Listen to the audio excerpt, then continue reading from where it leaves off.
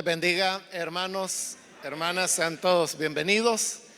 Vamos a orar al Señor para pedirle a Él que nos entregue su palabra y también vamos a presentarle las notas de oración que han enviado. Unámonos entonces. Señor, gracias por el privilegio que nos concedes de estar nuevamente reunidos y la bendición, Señor, de poder orar a ti. Nuevamente estamos aquí para aprender, para ser edificados, para conocer más de tu palabra y también, Señor, para pedirte que lo que vamos a escuchar podamos llevarlo a la práctica en la tarea de llevar las buenas nuevas de salvación y de alcanzar a aquellos que aún no te conocen. También te pedimos por las necesidades que son expresadas en estas notas de oración, para que tú, Señor, resuelvas la necesidad cualquiera sea, y por difícil que parezca, por imposible de resolver, nosotros creemos que todas las cosas son posibles para ti y que será hecho tal como lo has prometido en tu palabra. Quédate con nosotros, ilumínanos y que podamos atesorar esta enseñanza en nuestros corazones. En el nombre de Jesús, nuestro Salvador, lo pedimos. Amén. Amén. Hermanos, abramos la palabra de Dios en la segunda carta a Timoteo. Busquemos el capítulo número 2.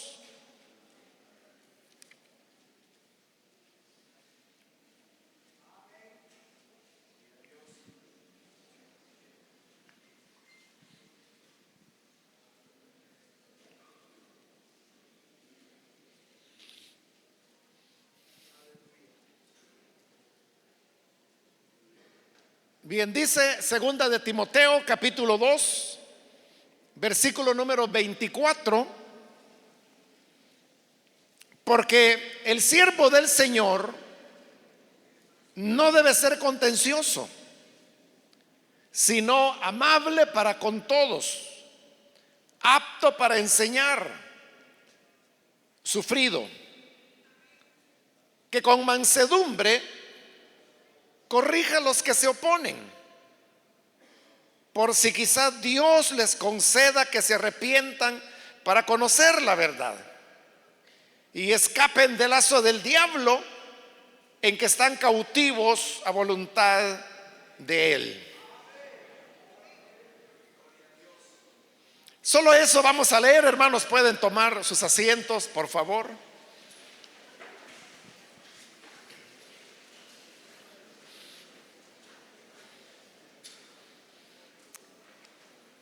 Hermanos, estas palabras que acabamos de leer nos hablan sobre las características que debe tener, como ahí lo dice, el siervo del Señor.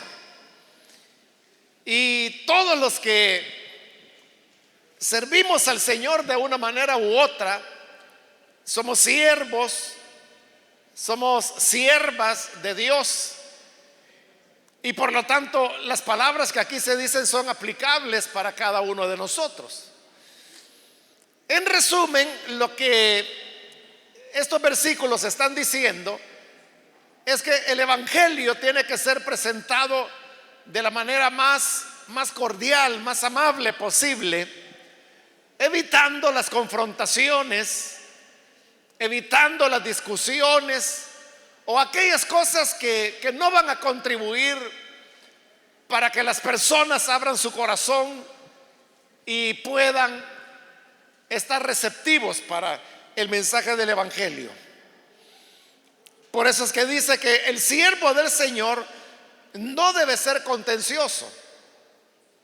El propósito de compartir el evangelio no es el de originar contiendas, porque el tema, hermanos, de lo religioso es algo que llega muy a las pasiones del ser humano. Por eso es que con cierta frecuencia se dice por ahí que de lo que es deporte, política y religión, dice, mejor de eso ni hablar, dice, porque las personas no se van a poner de acuerdo. Y no solo no se van a poner de acuerdo, sino que puede llegar a convertirse en motivo de una discusión en un grupo de amigos, entre vecinos, dentro de la misma familia.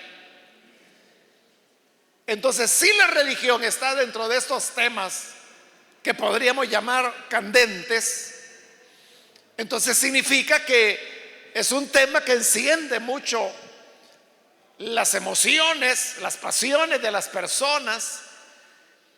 Y aunque usted quiera llegar de la manera, digamos, más educada, más positiva, cuando las personas perciben que usted no es de la manera como ellos entienden las cosas y de cómo es su religión, entonces muchas personas se ponen en una situación a la defensiva y al ataque también. Entonces están tratando de desacreditarlo, o incluso pueden comenzar a tratarlo de mentiroso, de engañador, de todas esas cosas que la gente comienza a decir cuando se molestan. Entonces el propósito del evangelio no es el de entrar en una contienda y ponerse a pelear.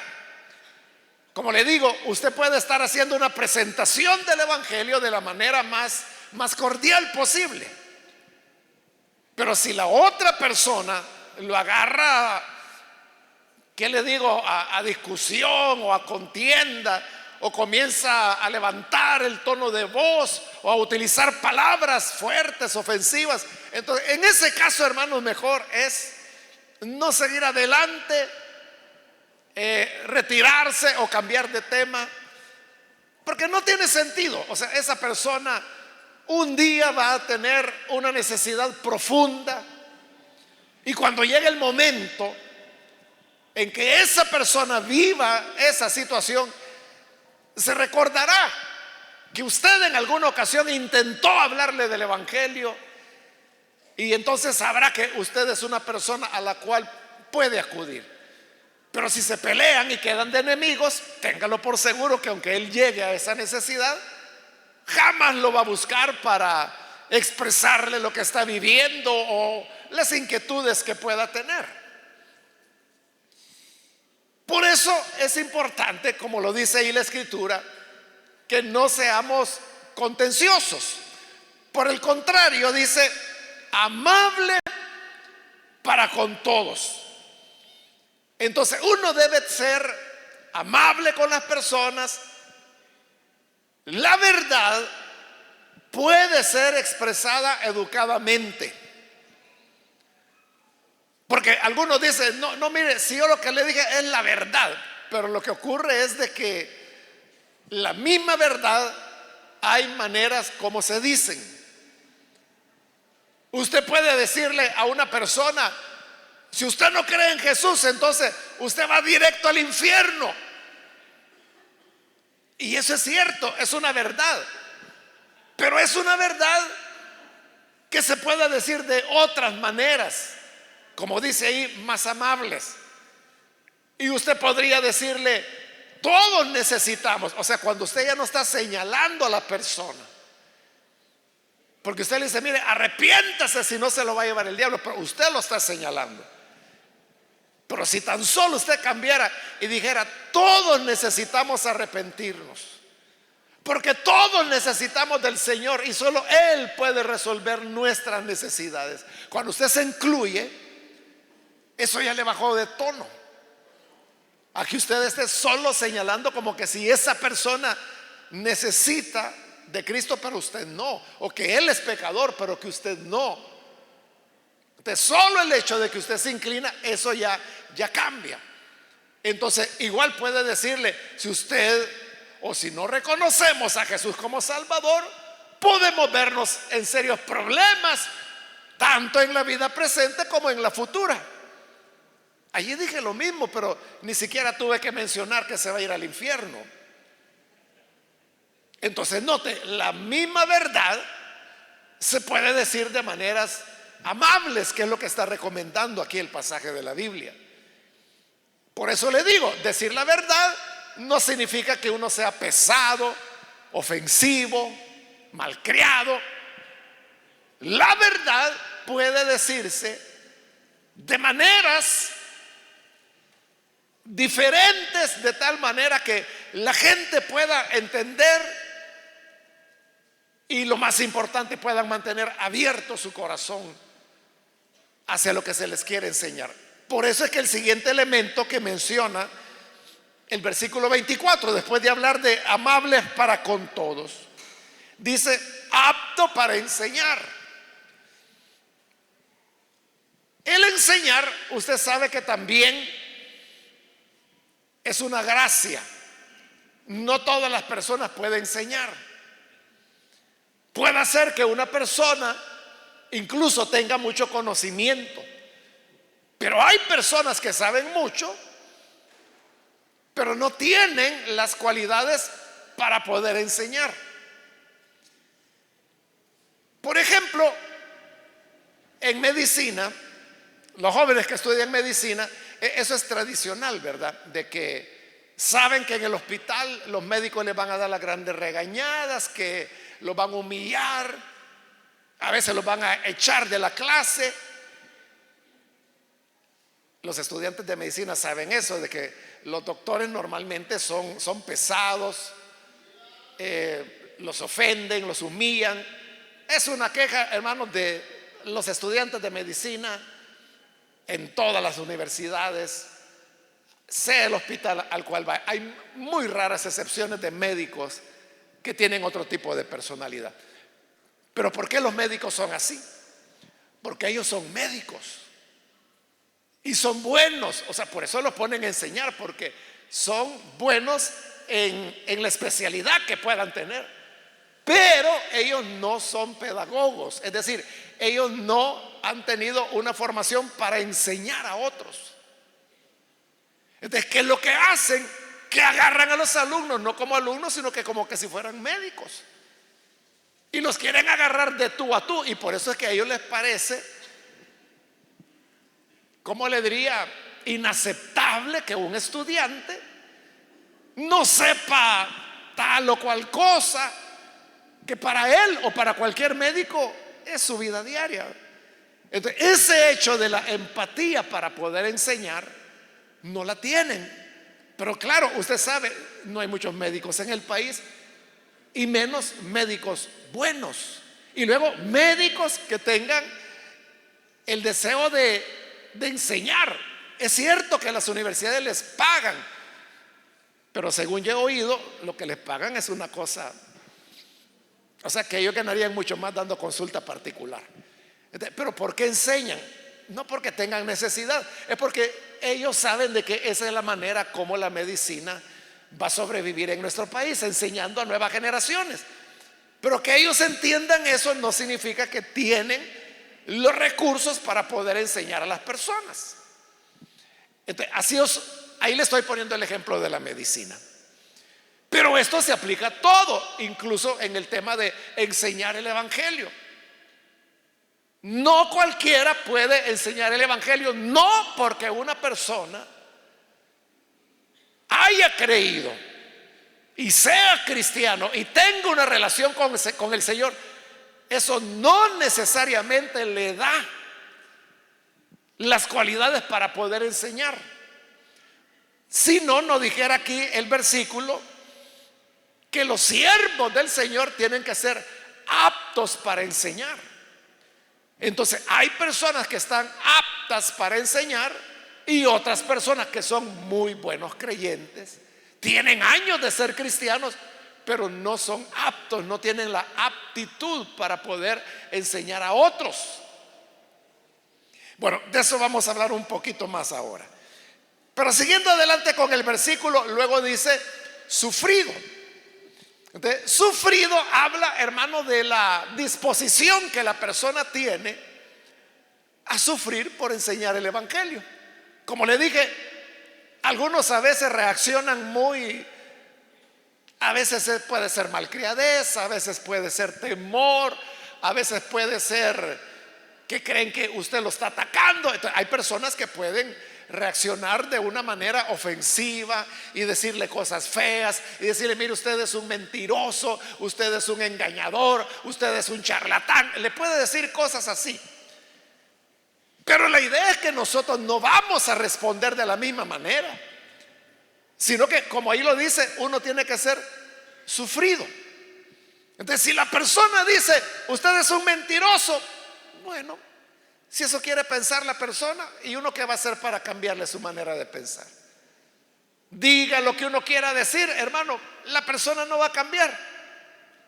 Solo el Señor lo puede cambiar, y primero Dios que lo haga, por el bien de ellos, no por el de uno, por el bien de ellos. Pero uno lo que debe tener es esa disposición a ser sufrido, a que no llamen mentiroso, engañador, charlatán, hereje y no sé, ¿verdad?, las cosas que se le ocurren a la gente. Que no lo digan, pero que nosotros podamos mantener nuestra ecuanimidad, y ante una situación así, entonces mejor no insistir. A eso es a lo que Jesús se refería en ese pasaje que a veces nos cuesta entenderlo, cuando él dijo que no había que arrojar nuestras perlas a los cerdos. Entonces la gente se pregunta: bueno, ¿qué quiso decir Jesús con eso? Es eso, de que hay personas que, si usted les habla del evangelio, lo que van a hacer es rechazarlo, pisotear el evangelio, insultarlo a usted. O incluso hay personas que se ponen a hablar mal de la Biblia y dicen: no, si el papel aguanta con lo que le ponen. Mire, la Biblia la han cambiado tanto que ya de palabra de Dios no tiene nada, son puros engaños que las iglesias han hecho. La gente cree tonteras como esa. Entonces, ¿cómo va a ser uno para cambiar eso? Entonces, el Señor dijo: miren, a los que son así, ¿por qué les van a estar tirando las perlas? Tirar las perlas a los cerdos. Hermano, los cerdos no saben el valor de las perlas. Para ellos, una perla es igual que un grano de maíz, y como se comen el grano de maíz, se van a comer la perla, porque no la saben valorar. Entonces, hay personas que son así, que usted les puede estar dando tesoros, le puede estar dando sabiduría, le puede estar dando palabras de vida eterna, literalmente, y no lo van a comprender, lo van a rechazar. Entonces, uno no se tiene que poner a pelear, sino que dice, uno debe ser sufrido. Luego el versículo 25 dice que con mansedumbre corrija a los que se oponen. Hay personas que se oponen, pero por lo menos tienen la cualidad mínima de la educación. Primero, que lo dejan hablar, o sea, que saben escuchar. Y en segundo lugar, que aunque ellos se oponen, como dice ahí, pero tienen esa cualidad de oírlo y de pensar en lo que usted está diciendo, sin necesidad de ofenderlo, sin necesidad de insultarlo. Entonces, estas personas que son opositores también del evangelio, pero tienen esas cualidades mínimas de educación, a ellos dice: hay que corregirlos con mansedumbre. O sea, no porque la persona sí deja pausas, sí presta la guitarra, como decimos, ¿verdad?, para que uno pueda hablarle, no por eso nos vamos a aprovechar para ser ofensivos o para amenazarlo o para cosas así, sino que dice: con mansedumbre tiene que corregir. Entonces, decirle: oiga, con respecto a eso que dijo, quiero permitirme explicarle que lo que usted acaba de decir es una interpretación, pero también hay otra manera de interpretarla. que es esta, esta y esta. ¿Cuál le parece a usted que es la que más acorde va con lo que la Biblia dice? Entonces, usted no le está imponiendo, usted no le está dando un insulto, ni mucho menos, no lo está ridiculizando, no le está diciendo que es un ignorante, pero sí está con mansedumbre conduciéndolo poco a poco a que llegue al conocimiento de la verdad. Y dice el versículo: porque quizá de esta manera Dios les conceda que se arrepientan para conocer la verdad. Es lo que decíamos el lunes, hermanos, de que el ser hecho hijo de Dios, decía Juan, no es de voluntad de carne, ni de sangre, ni de voluntad de varón, es de Dios. Y aquí lo está reiterando, que dice: es Dios el que concede a las personas que se arrepientan. ¿A quiénes Dios les va a conceder el arrepentimiento y a quiénes no? No lo sabemos, eso queda en la soberanía de Dios. Si sabemos de que a unos les concederá el arrepentimiento, a otros no se los concederá nunca. Pero quizá dice ahí el versículo, esta persona a la cual nosotros le estamos hablando, quizá el Señor le conceda arrepentirse. Y si va a ser así, entonces lo mejor es que nosotros podamos hablarle y exponerle el evangelio con mansedumbre. Y la razón de esto la explica en el versículo 26, donde dice: y escapen del lazo del diablo, en que están cautivos a voluntad de él. Ese es el problema con el ser humano, es el problema con el incrédulo. Él no es libre, sino que dice que está cautivo en el lazo del diablo a voluntad de él. Como el diablo los tiene cautivos, los tiene atados, el diablo los jala y los hace para donde quiere. Entonces, son personas esclavas, son personas que están bajo cautividad. ¿Y cómo se libran de esa cautividad? No es a través de la ofensa, no es a través del insulto, no es a través de levantar la voz, porque no es un problema de ellos, es un problema de que Satanás los tiene cautivos. Lo que debemos hacer es lo que dice ahí: no ser contenciosos, sino amables con todos, ser aptos para enseñar, sufridos y con mansedumbre, hablar incluso a los que se oponen. Entonces, nuestra parte es esa, que nosotros, hermanos, hagamos derroche de amabilidad con los amigos, y será el Señor, únicamente Él, quien en su soberanía determinará si les concede o no el arrepentimiento. Ese es, hermanos, como el consejo que se nos está dando acá. Pero, como le dije, íbamos a volver sobre el tema de ser aptos para enseñar. Significa entonces que es aprendido, hermanos, evangelizar, es aprendido compartir el evangelio, porque está diciendo que hay personas aptas para enseñar y otras personas que no son aptas. Entonces, ¿qué es lo que hace que una persona sea apta para enseñar? Lo que hace es que la persona sepa cómo presentar el evangelio. Pero cuando estoy hablando de saber presentar el evangelio, no piense usted, hermano, de que se trata de algo complicado, o que yo tengo que recibir un curso por 6 meses para que me enseñen a evangelizar. El ser apto realmente no es complicado, pero sí hay que saber cómo hacerlo. Entonces, quiero hablarle en esta oportunidad de 2 maneras cómo podemos evangelizar a otras personas de manera eficiente y con las cualidades que acabamos de mencionar en estos versículos, y que todos podemos hacerlo, y que bastan estos minutos que tenemos para yo podérselo exponer y usted entenderlo. Es decir, no se necesita un gran curso, un gran diplomado para aprender a evangelizar.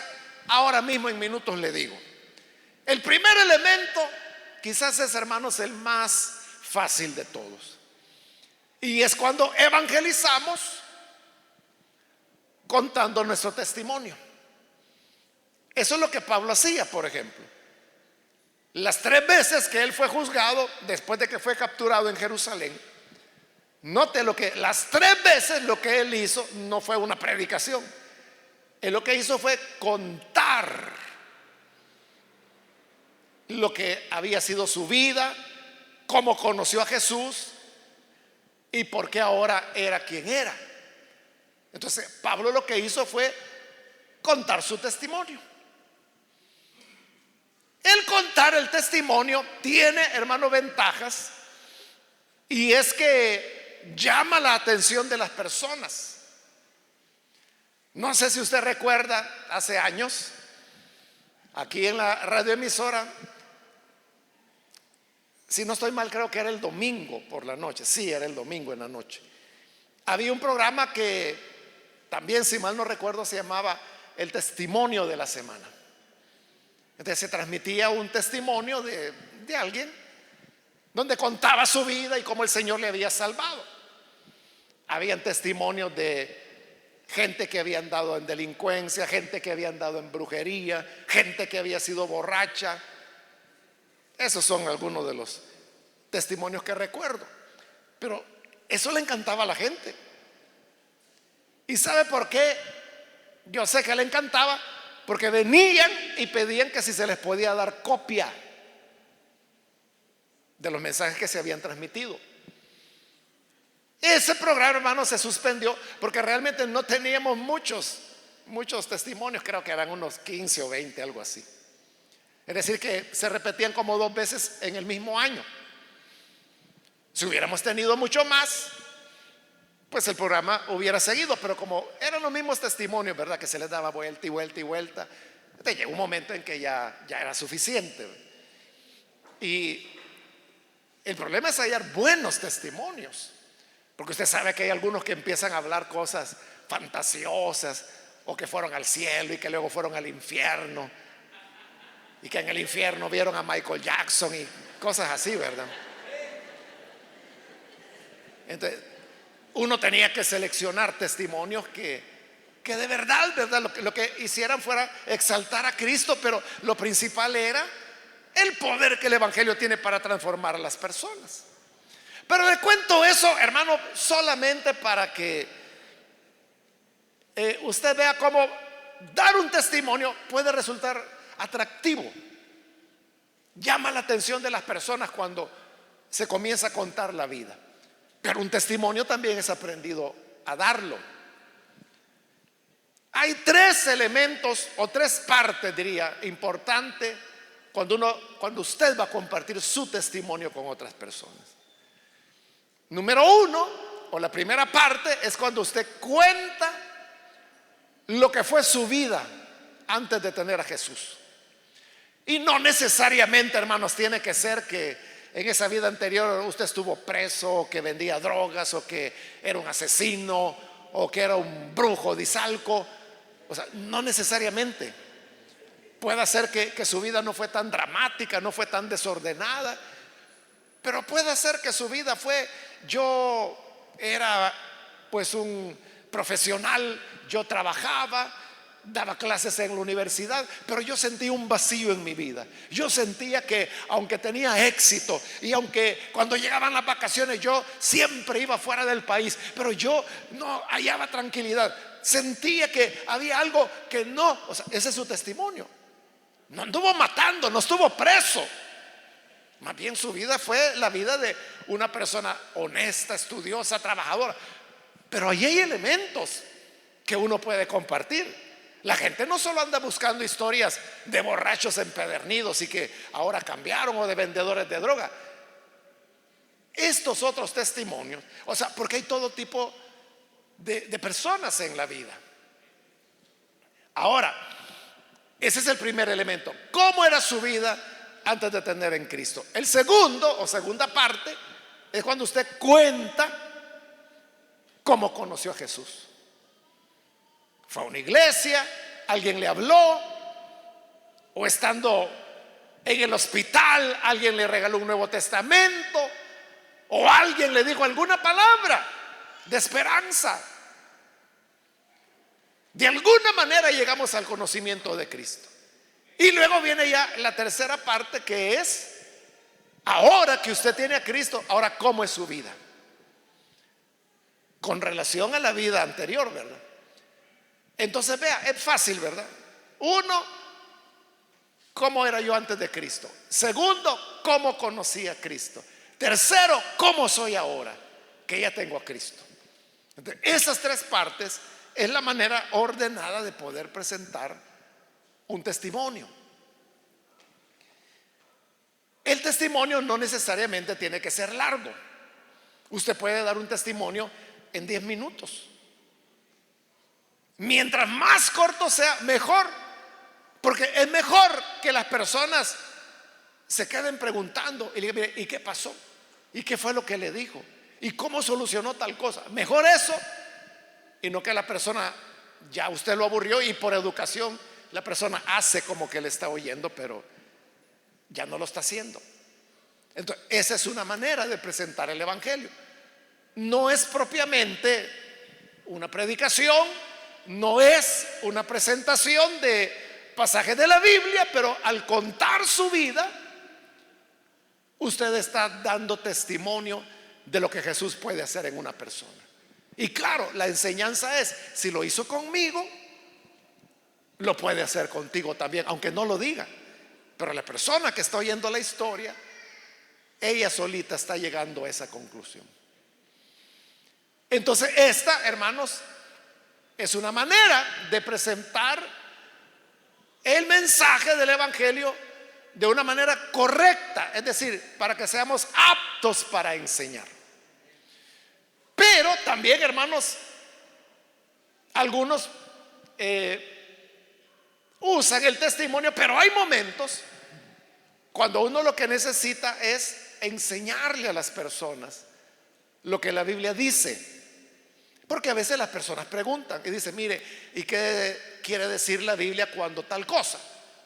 O preguntan: mire, ¿y es verdad que la Biblia dice esto?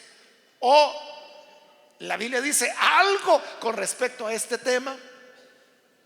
La gente misma está como interesada en saber qué dice la Biblia. Entonces nosotros también tenemos que ser aptos para usar la Biblia de manera que podamos hacer una presentación de los elementos básicos del evangelio y que las personas lo puedan comprender. Hay varios métodos, hermanos, de poder presentar el evangelio usando la Biblia. Pero entre los diversos métodos que hay, yo quiero compartirle ahora uno que le han dado el nombre de el camino de Romanos, le llaman. El camino de Romanos. Le llaman así porque la presentación del evangelio a través de las escrituras en este método está basado solo en la carta a los Romanos.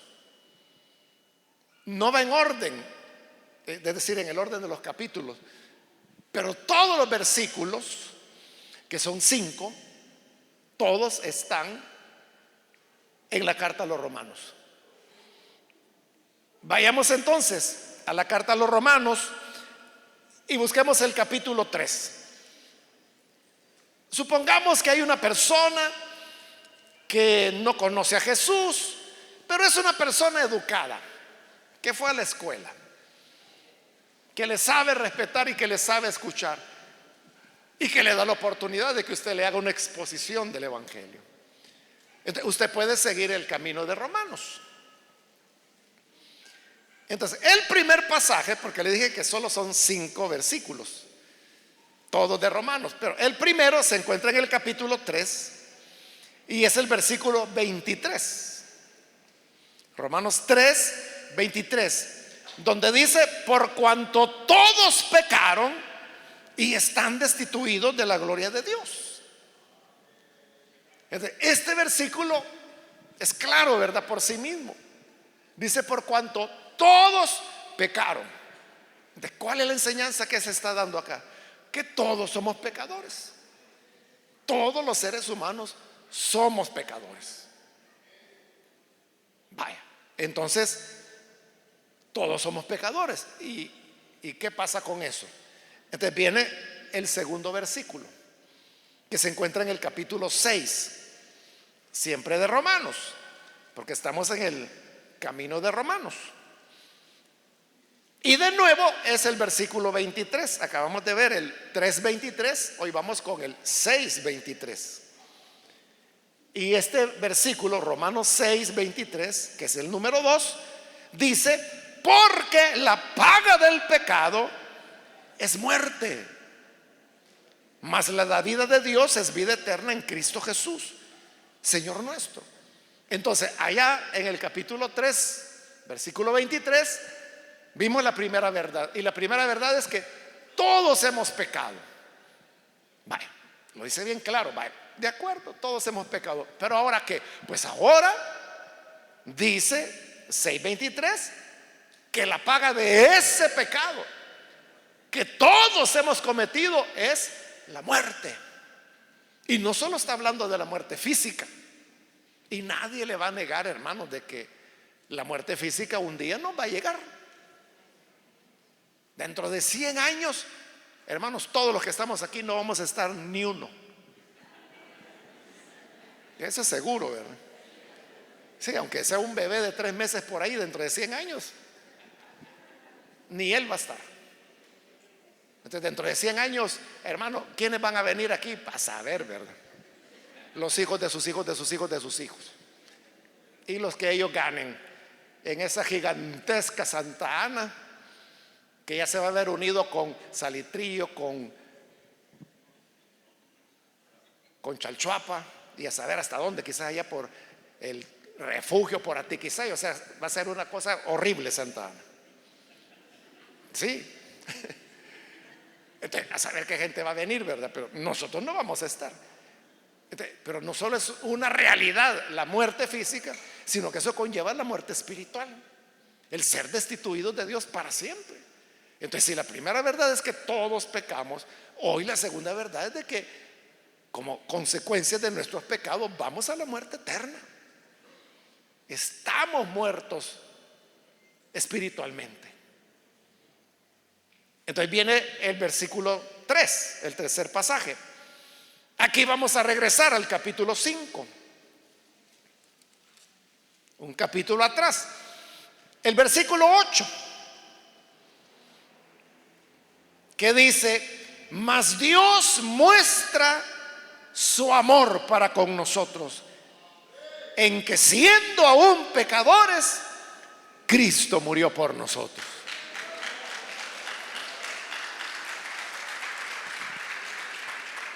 Entonces, fíjese cómo va.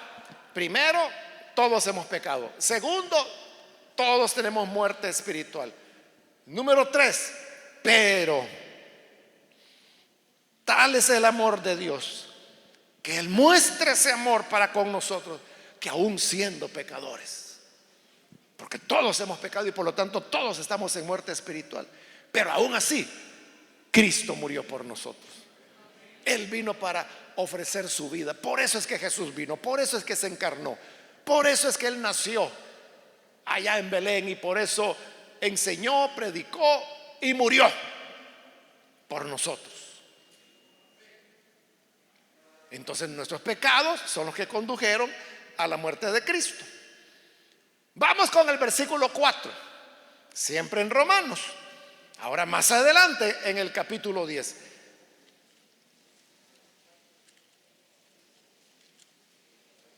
Romanos capítulo 10 es el versículo 9, donde dice que si confesares con tu boca que Jesús es el Señor y creyeres en tu corazón que Dios le levantó de los muertos, serás salvo. Porque habíamos llegado, todos hemos pecado, todos estamos muertos espiritualmente. Pero aún siendo pecadores, Dios nos amó al punto que envió a su Hijo para morir por nosotros.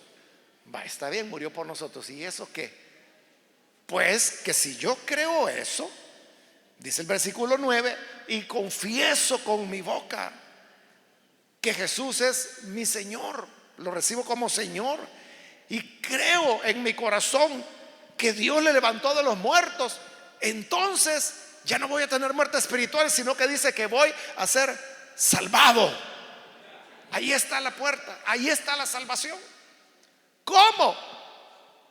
Confesando a Jesús con nuestra boca, creyéndole en nuestro corazón. Entre nosotros, hermanos, los evangélicos, se ha hecho popular la palabra aceptar, ¿verdad? Aceptar a Cristo.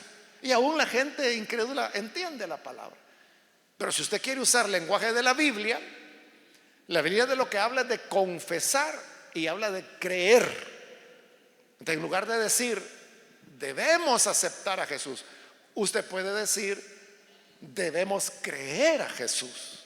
Debemos creer que en Él tenemos vida, creer que Él murió por nosotros, confesar con nuestra boca que Él es nuestro Señor. Eso de confesar con la boca habla, hermanos, de una expresión externa por la cual uno está diciendo yo creo en Jesús. En el caso, digamos, de las iglesias, sobre todo iglesias que son así un poco grandes, entonces los predicadores nos hemos acostumbrado a decir: si usted desea recibir a Jesús, indíquenoslo levantando su mano. O sea, pero eso de levantar la mano es una expresión externa, como la que Pablo está diciendo ahí, que es expresarlo con la boca. Porque uno podría hacerlo literalmente y decir: bueno, si alguno quiere recibir a Cristo, que lo diga. Dígalo con su boca que quiere recibir a Jesús. Y quizás no lo vamos a escuchar. Imagínense que está ahí atrás, va a tener que gritar, ¿verdad?, para que lo oigamos. Pero como se trata solo de una expresión externa, entonces puede ser levantar la mano, ponerse en pie, o decirle: si usted quiere recibir a Cristo, venga aquí al frente. Ya de una vez se le está invitando. Todas esas son expresiones exteriores, como era exterior el decirlo verbalmente. En una célula puede ser verbal, porque es un grupo pequeño. Entonces, ahí usted puede decir: hay alguien aquí que quiera recibir a Jesús, díganos, si usted quiere recibir a Jesús, diga: yo quiero recibir. Y es un lugar apropiado y todos van a oír. En una célula, aquí ya es otra cosa, sobre todo si hay un fondo musical en el momento del llamado, ¿verdad? Pero realmente, que sea verbal, que sea levantar la mano, que sea ponerse en pie, que sea caminar al frente, lo importante es que hay una expresión externa y en el corazón creer que Él resucitó y por lo tanto en Él yo tengo la vida.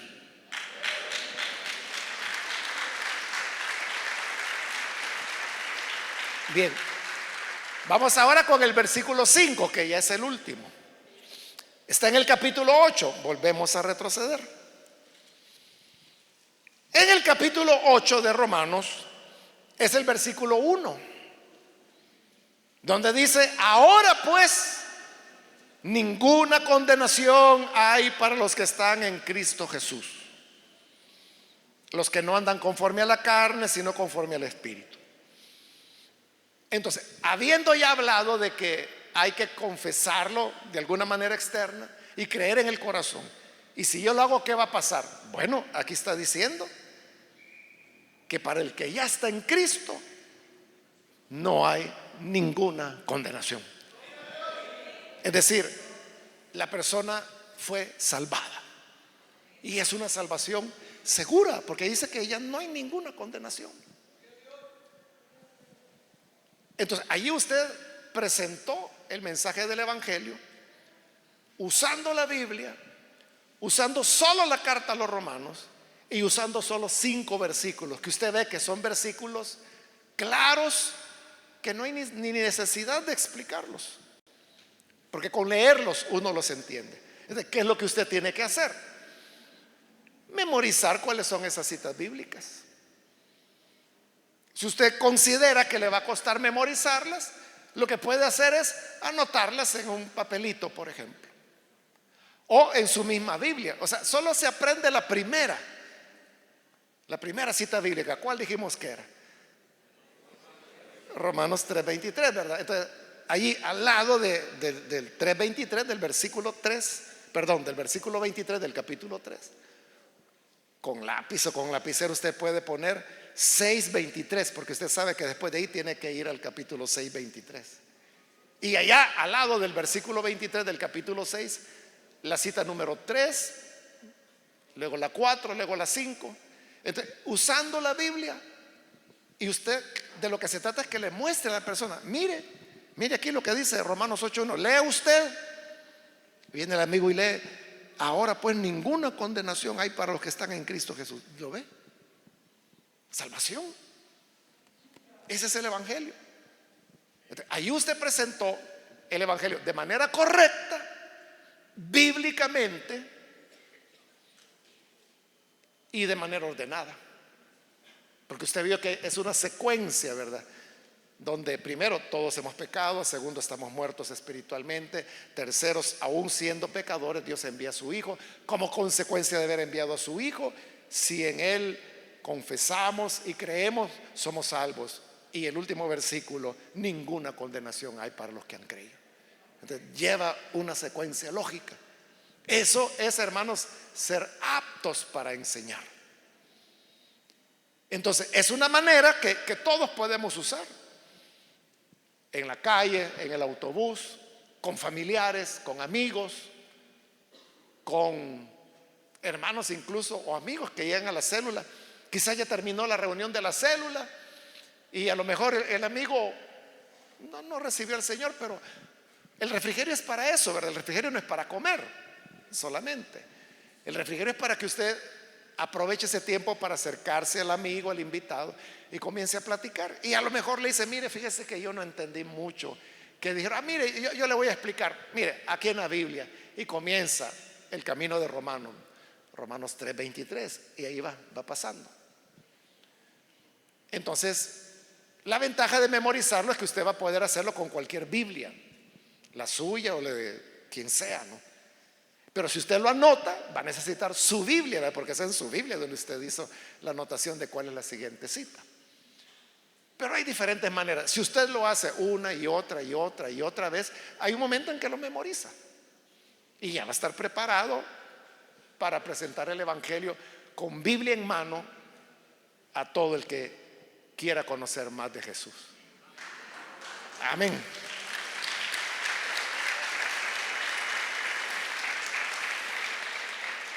Vamos a orar al Señor para pedirle a Él que nos ayude. Padre, gracias te damos porque hoy nuevamente hemos recibido tu palabra y a través de ella vemos cómo la misma Escritura tiene el camino para presentar el evangelio y tan solo debemos esforzarnos un poquito para hacerlo. Yo te pido por cada hermano y hermana para que nos des a todos la amabilidad, la paciencia, el ser sufridos, el no ser contenciosos, sino por el contrario amables, muy amables. Y que ya sea que usemos nuestro testimonio o que usemos el camino de Romanos o cualquier otro camino, que tú, Señor, nos puedas ayudar a hacerlo, a ponerlo en práctica y que así muchas más personas puedan venir a la salvación que tú has preparado. Ayúdanos a todos. Inspira a los líderes, a las lideresas, a supervisores, supervisoras, anfitriones, miembros de célula, a todos, Señor, para que cumplamos la gran comisión de llevar este evangelio a toda criatura. Por Jesús nuestro Señor lo pedimos. Amén y amén. Amén. Hermanos, solo les recuerdo del libro, que todavía hay ahí algunos ejemplares. El libro Comparte, que habla precisamente de cómo evangelizar en iglesias celulares. Quiero decirle que en este libro se explica el camino de Romanos mejor de lo que yo lo he hecho. Pero además de eso tiene otros 2 métodos más que están presentados en este libro.